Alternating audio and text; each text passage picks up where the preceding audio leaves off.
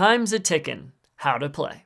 This game is played with a standard deck of TIC Playing Cards made by Brainfloss Company. The object of the game is to get the most points. The object of each round is to be the first player to play all of their cards. Setup. Shuffle the deck and lay 5 cards face up in the middle of the table so everyone can reach them.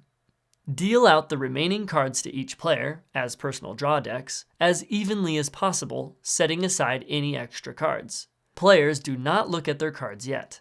Once all players are ready, the dealer says go. Players may now draw and pick up as many cards from their deck as they want into their hand as often as they want. There are no turns.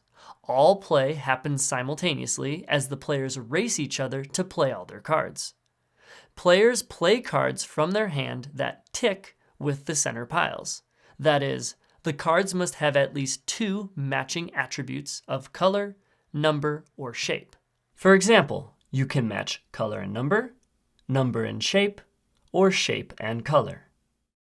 If a player plays incorrectly and is caught, that player must take the incorrectly played card back into their hand, and they must wait until 5 cards are played from other players until they can start playing again. Players are allowed to hold as many cards in their hand as they desire, but players may only play 1 card at a time. Players continue drawing and playing cards until one player has played all the cards in their draw deck and hand. Then the game ends and they win the round. If ever you reach a point where no player can play cards, then the game ends and the player with the fewest cards in their hand and draw deck wins.